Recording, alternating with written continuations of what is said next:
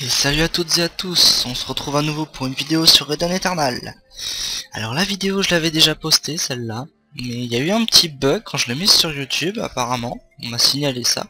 À partir de 22 minutes 47 en fait, on passait directement de l'entrée du donjon 02 au deuxième boss du donjon, donc vous ratez beaucoup dans la vidéo, donc c'est moche. Je sais pas ce qui se passe parce que quand je la regarde depuis mon bureau, ça fonctionne très bien. Donc du coup, on va refaire la vidéo et on va tout réexpliquer correctement parce qu'il y a eu quelques petits fails des fois. Donc rappelons sur quoi la vidéo va porter aujourd'hui. Ça va être quelques petites astuces. On va répondre aux questions qui ont été posées sur le Templier. On va faire un petit tutoriel sur le guerrier et une petite annonce en début de vidéo. Alors commençons par l'annonce. Il y a hier, Aeria Games a mis sur son marché les ailes de héros exceptionnels roses pour 150 AP il me semble. Donc surtout les achetez pas, elles seront supprimées lundi lors de la maintenance. En fait il y a eu un bug, du coup ça devait être des cristaux d'Eden mais finalement ce sera des ailes. Ça a été des ailes, donc toutes les ailes vont être supprimées, donc si vous êtes cash shopper ne les achetez pas. Vous serez remboursé en AP si vous les achetez il me semble, mais franchement non, les achetez pas. Si vous n'êtes pas cash shopper, que vous voyez cette vidéo avant de le jouer, n'achetez pas les ailes qui sont à l'HDV pour 1000 PO, 500 PO, non, parce qu'elles sont supprimées lundi aussi. Donc évitez de vous faire avoir là-dessus, vous pouvez vous renseigner sur le site d'Aeria Games, je vous mettrai le lien en description si jamais vous voulez. Donc voilà pour la petite annonce en ce qui concerne le jeu. Pour l'astuce PO qu'on m'avait demandé sur la dernière vidéo, je vais vous donner deux de mes petites astuces. C'est pour ça qu'on se retrouve justement actuellement sur cette map là, qui s'appelle Haute Terre, qui est accessible du niveau 57 au niveau 60, et plus particulièrement sur cette zone là de la map. Juste celle-ci, le reste non. Vous avez ces deux sortes de mobs là qui sont intéressants, les Berserker Elden Todd et les Boxers Elden Todd. En effet, ces deux monstres, ils ont sur eux des anneaux et des colliers qui se revendent 13 ou 14 PO, et autrement ils ont que des armes à deux mains du genre épée colossale, arc, guitare qui se revendent à 4 PO. Donc c'est une zone de farm qui est vraiment très pratique. Si vous ennuyez, venez farmer là. Vous prenez un arc incassable de préférence. Si vous n'avez pas d'arc incassable, mettez un arc quelconque. Et vous mettez là où je suis, c'est très bien. Et vous tapez les mobs comme ça. Lâchez une petite amulette de butin, un ou deux, ou les deux si vous pouvez. Ça augmentera votre drop. Mais franchement c'est une technique qui est plutôt utilisée. Par moi en tout cas. Mais je vois pas souvent de gens ici. Mais ici pour le moment aujourd'hui sur la vidéo il y a deux personnes. Je les salue si elles regardent la vidéo. Mais l'inconvénient qu'on peut avoir sur cette map en fait, bon bah voilà, il est parti. Mais ce personnage là, Jours bébé, ça fait quelques jours déjà qu'il est là, aucune réponse quand on lui parle, donc on peut supposer que c'est un bot. Donc voilà, vous pouvez trouver des bots sur cette map, vu que c'est une zone qui ferme pas mal de PO. Ensuite, pour la seconde astuce, il s'agit de ceci, les parchemins de garde exceptionnels et les parchemins de puissance exceptionnels, qui servent à améliorer vos armes du plus 11 au plus 14, à partir du plus 10. Ces parchemins se revendent à très bon prix, ça varie entre 200 et 300 PO, 350 si vous trouvez vraiment quelqu'un qui en a vraiment besoin. Et vous pouvez les obtenir au champ de bataille du T4. Alors, comment aller au T4? C'est tous les soirs à partir de 21h30. Vous allez sur l'épée bleue là. Ensuite, vous cliquez sur champ de bataille du T4. Et vous voyez, de 21h à 23h, pourtant c'est 21h30 il me semble, vous pouvez aller sur le champ de bataille de T4, qui est une map PVP avant tout. Mais sous certaines contraintes, des boss peuvent pop sur la map, au centre, là. Ou un boss qui s'appelle Amric, qui peut pop aléatoirement sur un des carrés bleus qui se trouvent tout autour de la map. Là. Vous avez aussi des petits tonneaux sur la map que vous pouvez casser. qui peuvent vous donner soit des trucs inutiles, soit des trucs très utiles, comme les parchemins que vous pouvez revendre, ou simplement les utiliser pour remonter votre porte-monnaie. Donc c'est simple, c'est pas compliqué, il suffit d'être level 30 pour aller au T4. Oui, level 30. Donc c'est du temps à prendre. Donc voilà pour les astuces. Maintenant on va attaquer le tuto sur le guerrier. Alors on va commencer par son passif de race, pardon. Pour les humains on a attaque magique et attaque physique à la hache plus 15%. Donc en gros on nous encourage à tanker à la hache, voire à DPS. Le passif pour toutes les races c'est inébranlable, immunisé contre la peur. Donc tous les fiers ne peuvent pas vous toucher, vous pouvez pas être fier. Mais il me semble que le fier de l'Ursun, lui il peut. À tester, parce que moi j'ai pas encore fait les tests. Ensuite, on va faire les certificats. Le guerrier, malgré le fait que moi j'utilise en DPS, on peut pas nier que ces certificats ce soit des certificats pur tank. Vous voyez là, premier certificat raillerie, augmente le mal généré de 8% par attaque. Armure de fer, augmente toutes les défenses de 10%. Pardon. Et flexibilité musculaire qui diminue les dégâts physiques reçus de 6%. Ça peut être très utile si vous êtes un anti-physique. Donc pour les compétences comme d'habitude on va les présenter dans cet ordre là, même si c'est pas le bon ordre. Donc on va commencer par attaque sanguinaire. L'attaque sanguinaire qui est pour moi l'attaque la plus puissante du guerrier je trouve, à ce moment, à l'heure actuelle, parce que bientôt il y aura plus puissant. C'est une attaque physique qui a 50% de chance de faire une double attaque. Voilà la mêlée. Voilà. Si vous voulez, en fait, c'est une trace de sang qui remonte le mob, en fait, voilà. Et ça peut faire double attaque. Donc voilà pour le guerrier. Et sa première attaque.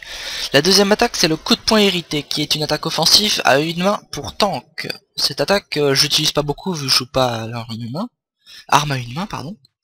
Mais elle est jolie, c'est ça que j'aime bien, elle est jolie, elle fait des petits éclairs partout. Vous voyez, ça fait un petit peu un feu d'artifice, c'est joli.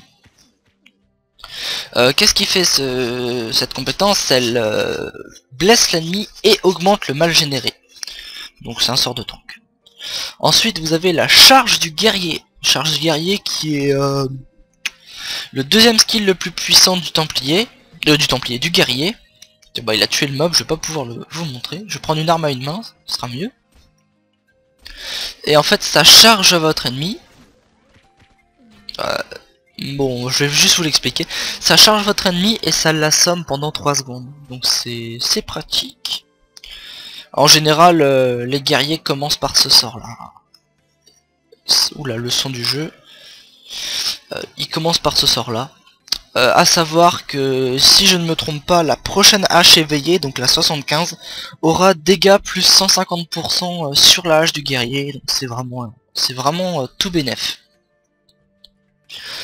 Quatrième sort, le mur du titan, qui se lance exclusivement au bouclier, c'est un sort de tank. Il diminue les dégâts reçus de 324. Donc voilà l'anime. Voilà, c'est des murs de pierre autour de vous.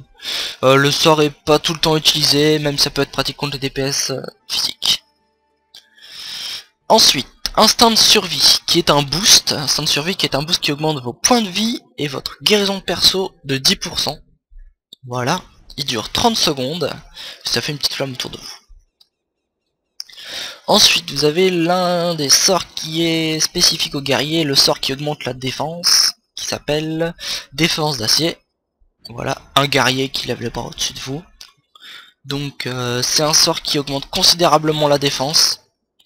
C'est un très bon sort pour ceux qui ont des lacunes en défense. En plus il dure 30 secondes il me semble. Ouais, il dure 30 secondes, donc c'est vraiment une bonne livrée. Même si le cooldown est un peu long, il est d'1 minute. Donc en gros vous pouvez le lancer qu'une fois une fois sur 2. Ensuite vous avez intimidation, intimidation qui est un fear. Intimidation, je vais vous montrer ce que ça fait sur les mobs. On va en prendre quelques-uns. Voilà.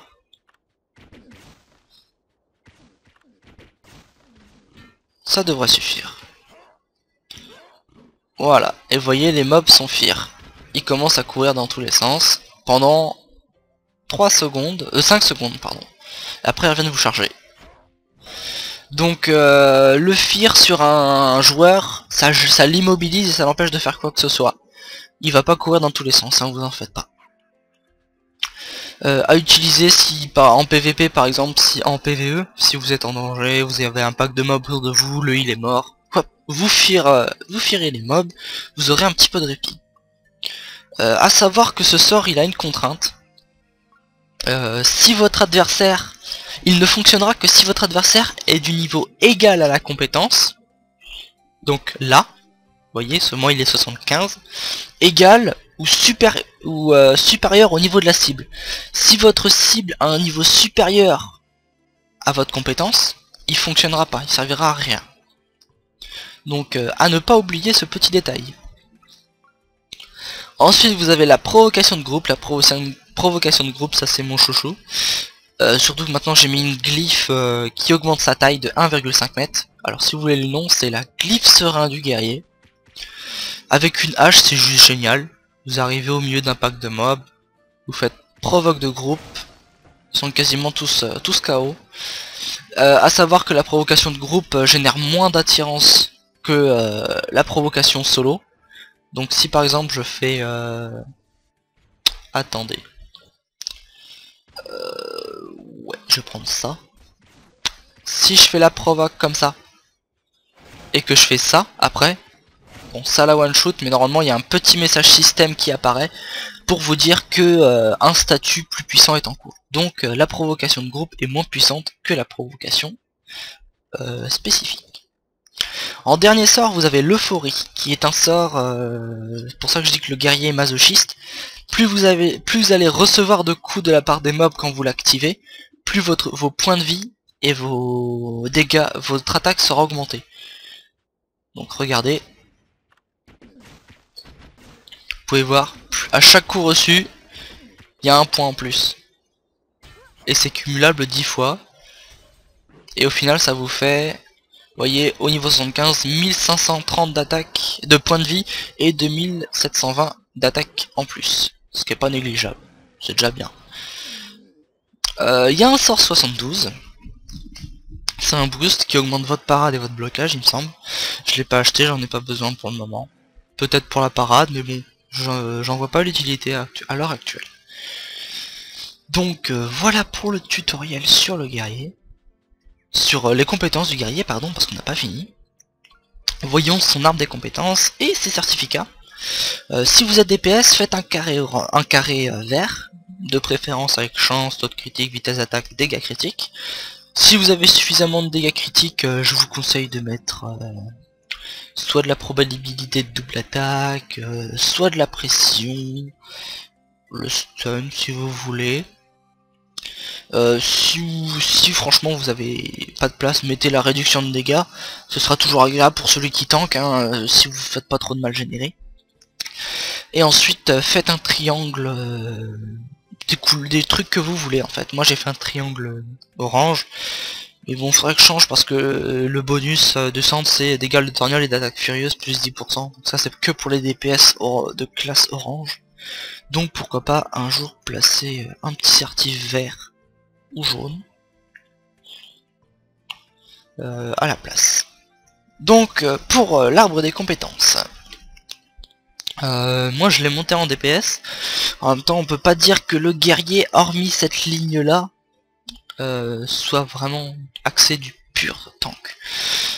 Même si c'est un très bon tank, le guerrier franchement c'est un bon tank. Vous avez défense plus 1% ici, mettez des points là-dedans même si vous êtes DPS, c'est toujours pratique. Ensuite mettez un point là-dedans, c'est tout bénef, associé à défense d'acier, donc ce sort là, défense plus 20%. C'est un bon boost.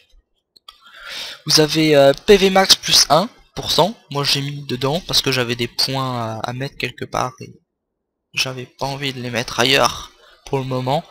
Quoique il faudra peut-être que je monte un petit peu mon taux de critique. Mais sachant que si j'enlève ça, ça me fera 6 points. Donc ça fera juste 3% de taux de critique. Et c'est très peu. Alors que je préfère avoir des points de vie en plus. Oh punaise mon téléphone, excusez-moi pour le bruit. Ensuite vous avez taux de critique plus 1%. J'ai mis des points là-dedans vu que je suis DPS.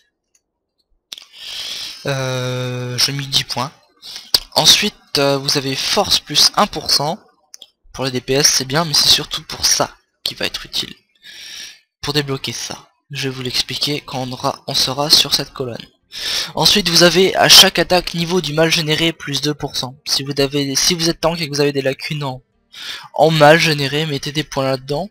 Mais franchement le guerrier a une bonne réputation pour le mal généré, donc je pense pas que vous aurez beaucoup de points à mettre dedans. Ensuite vous avez précision plus 2%. Si vous êtes DPS, mettez peut-être des points dedans. Si vous avez un petit peu de lacune en ce qui concerne le taux de critique et la précision. C'est pratique contre les voleurs ou toute autre personne qui a de l'esquive.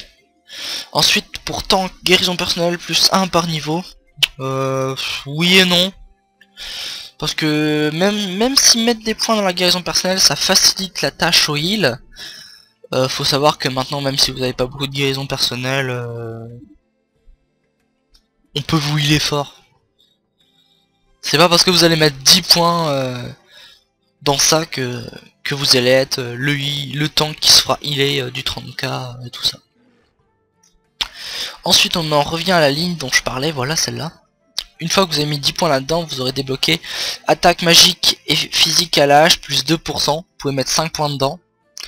Et ensuite dégâts de l'attaque sanguinaire plus 3% par niveau, vous pouvez mettre 5 points dedans aussi. Donc franchement ça, ces deux là, franchement c'est juste magnifique. Ensuite vous avez libération de haine qui augmente les dégâts du coup de poing irrité plus 3% par niveau. Bah je peux pas mettre 2 points dedans vu que j'ai pas débloqué ça, et puis je compte pas en mettre non plus. Ensuite vous avez associé à mur de titan diminue les dégâts physiques reçus de 20% supplémentaires. Donc les gens pourraient penser que c'est bien, mais en fait c'est 20% sur les 324 il me semble que vous donne le boost. Donc c'est vraiment rien du tout. Ensuite vous avez les dégâts de la charge du guerrier plus 3% par niveau. Ici mettez des points dedans si vous êtes DPS. Surtout qu'avec la prochaine hache éveillée, faudra surtout les mettre vu que les dégâts de la charge sont vraiment accrus.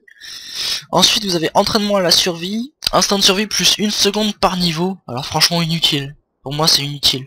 Surtout que le boost on l'utilise pas souvent, même quand on tank, on l'utilise au début et encore il y en a qui pensent pas à le refaire pendant les boss. Donc si c'est juste pour rajouter quelques secondes alors que le sort dure déjà 30 secondes, moi j'en vois pas l'intérêt personnellement. Ensuite, dégâts physiques reçus, moins 1% par niveau. Depuis tout à l'heure, je vous dis que je mets pas de points dans le dégât reçu, mais... Oui, j'en mets pas. Mais c'était pour débloquer ça. Associé à la provocation de groupe, plus 20% des dégâts infligés pendant 2 secondes. Faut que je me renseigne parce qu'il me semble que c'est les dégâts infligés après la provocation. Donc ça se trouve en fait j'ai mis 6 points là, et c'est totalement inutile. Donc pourquoi pas les changer et les mettre dans la précision, ou dans les points de vie. Ensuite vous avez associé à enthousiasme, donc euphorie, bonus d'attaque et PV plus 10%. À mettre le point dedans, 10% c'est toujours pratique. Ensuite vous avez associé à l'intimidation, pénalité de l'esquive de l'ennemi plus 20%. Donc il perdra 20% d'esquive de plus que ce qu'il perdait à la base. Très pratique contre les voleurs, contre les tanks qui sont full esquive. Donc vous voyez que le guerrier, malgré le fait qu'il ait beaucoup de diversité dans son arbre de compétences, qu'importe où vous mettrez vos points, il suffit juste que vous les répartissiez également et correctement, vous pourrez tank et DPS avec. En ce qui concerne le stuff, si vous êtes tank DPS, stuff de dégâts critiques ou de vitesse d'attaque, moi je suis encore au tueur de géants parce que j'ai pas encore le 7,75. Hier le plan m'est passé devant les yeux, j'étais dégoûté. Surtout que j'ai perdu au lancer de dés à 1 point. J'avais la rage. Mais j'ai quand même droppé le plan du katana 75. Donc, je suis content. Donc voilà pour le tutoriel du guerrier en somme. En ce qui concerne pour l'arme, je vous conseille la hache bien sûr. Si vous avez l'occasion, hache éveil. Elle est pas mal. Il y a une faute de trad, c'est pas int plus agi, c'est force plus agi. Et en plus elle vous redonne 10% des dégâts que vous avez envoyés. Mais c'est 10% sur les dégâts que vous tapez comme ça, en coup blanc. Si vous faites une compétence, ça vous régénérera strictement rien du tout. Donc pour la suite de la vidéo, on va faire un petit donjon en 0.2 qui s'appelle Abysse de Scléros.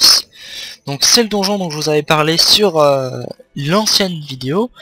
Donc on était à peu près rendu ici et la vidéo avait coupé et elle s'était remise à l'intérieur du donjon. Je sais pas du tout ce qui s'est passé.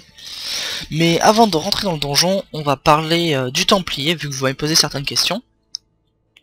Le Templier, donc vous m'avez demandé, oui, mais tu l'as stuffé avec des armes et des sets de DPS. Alors oui, en effet, j'ai stuffé mon tank Templier avec le Saint Prestige, qui est le set de gloire DPS. Mais c'est pour une raison précise, c'est juste que si je l'avais stuffé avec... Attendez, je le cherche. Voilà, si je l'avais stuffé avec ce set, esquive, guérison perso, au niveau des dégâts ça aurait été juste pas rentable. J'aurais des certains tanks qui résistent vraiment bien. Comme j'ai la guérison perso, j'aurais pu me heal, mais vraiment génial. En plus j'aurais gagné encore plus d'esquive. Donc imaginez le truc, je serais à 100% d'esquive quasiment de base, sans les gemmes. Donc ça aurait été génial, mais j'aurais fait des dégâts de mouche, donc ça aurait servi à rien.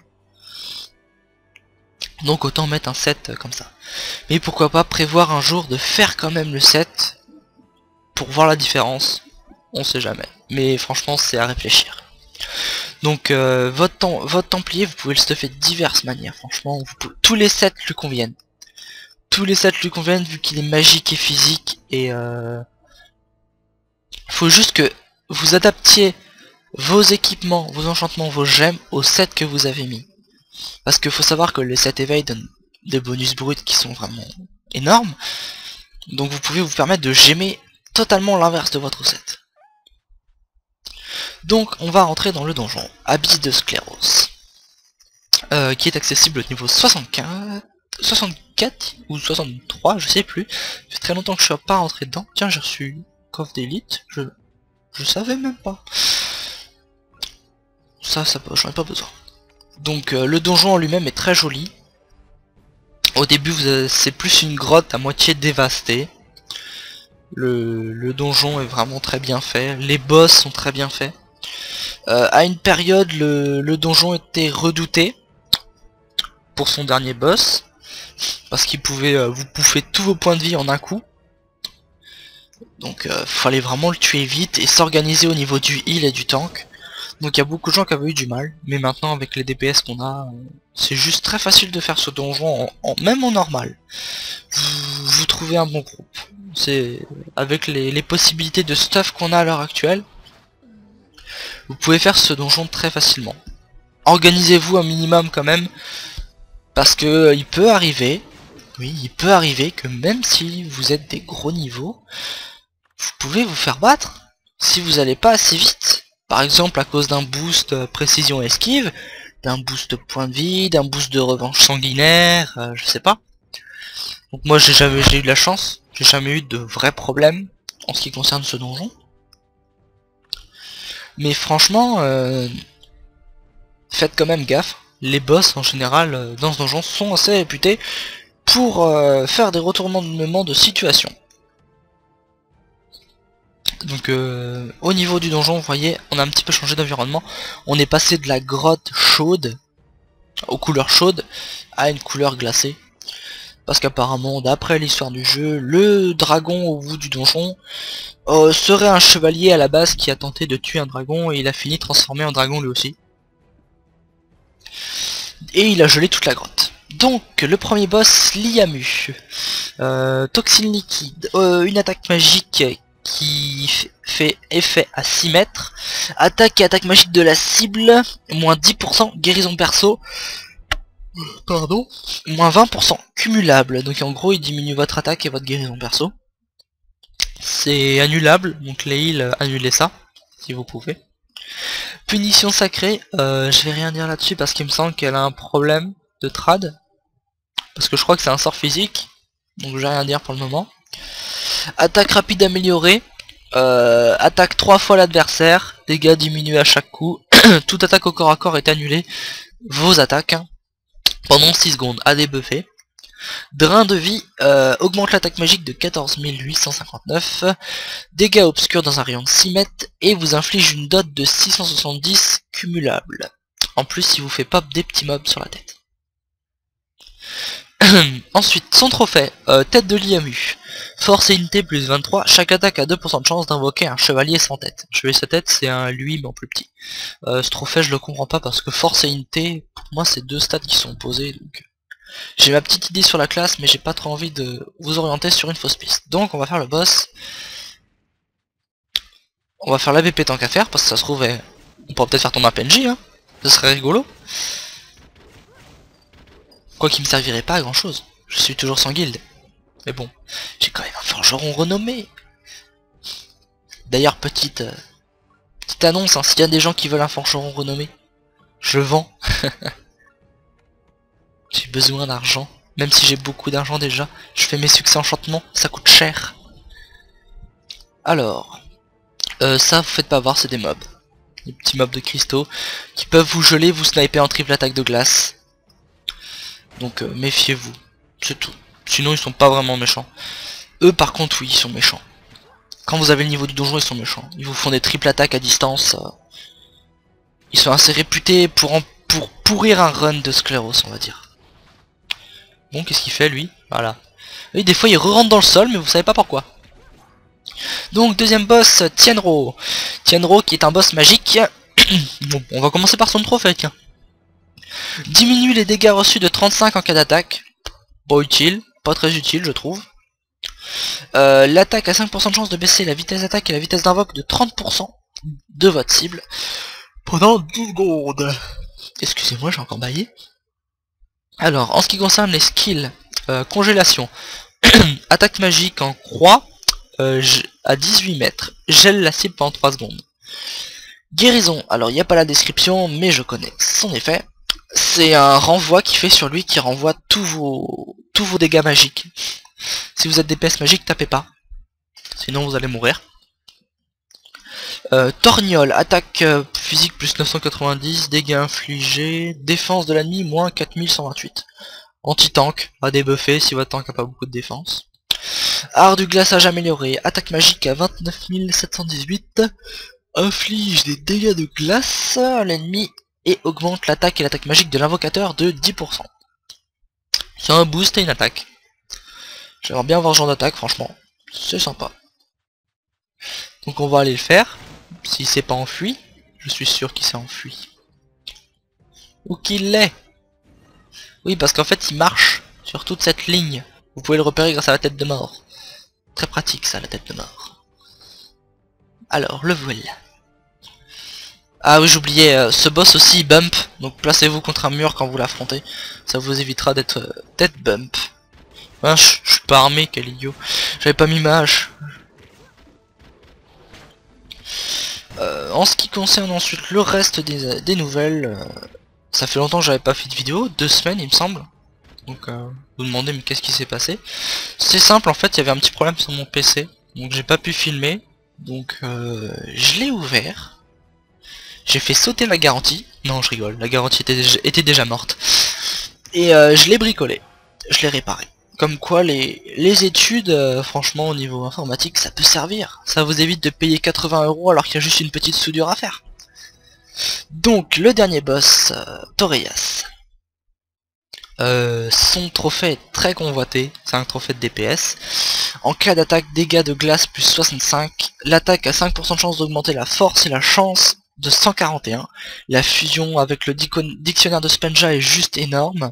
Il augmente votre taux de critique et votre chance il me semble, mais combien je sais plus. Faudrait que je me renseigne. Ses compétences, attaque sanguinaire, attaque physique, plus 11 886, inflige des dégâts à la cible et augmente sa propre vitesse d'attaque de 630. Donc on peut le comparer au skill 72 du Templier. Attaque rapide améliorée, triple attaque physique, annule toute attaque au corps à corps pendant 6 secondes. Croque-vie, c'est le skill dont je parlais au début du donjon.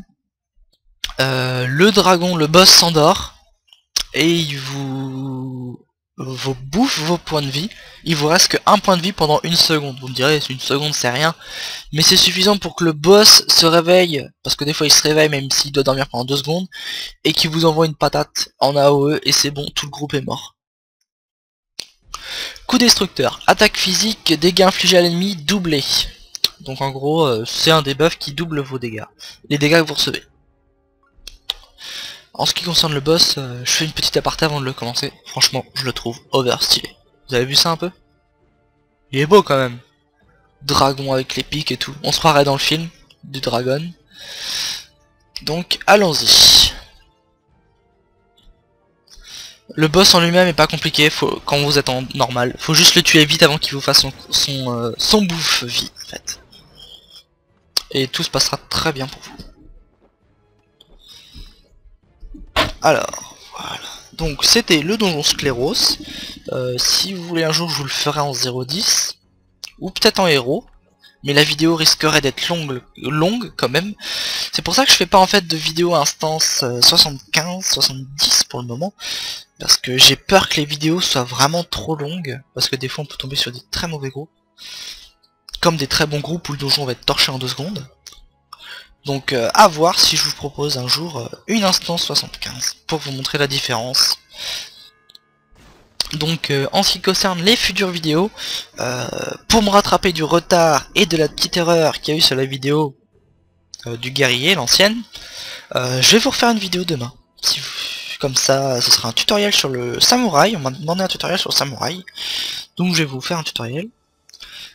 Peut-être en instance, on verra bien. Et sinon, bah, les prochaines vidéos qui seront en cours, ce seront peut-être des vidéos de let's play.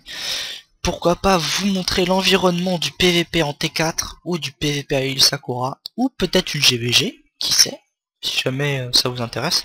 Quoique moi ce serait plus du let's play, donc je sais pas si je ferai de commentaires. Je vous mettrai peut-être une musique de fond, une petite musique de fond sur la vidéo, et ce sera comme ça. Mettez un commentaire si jamais ça vous intéresse, ou si jamais vous trouvez ça ennuyeux, ou la petite frise. Comme ça je saurai s'il y a des gens qui sont intéressés. Donc si la vidéo vous a plu, si les vidéos vous plaisent, lâchez un petit j'aime, abonnez-vous, ou simplement visitez la chaîne, ça fait toujours plaisir. Allez, ciao, à plus tout le monde.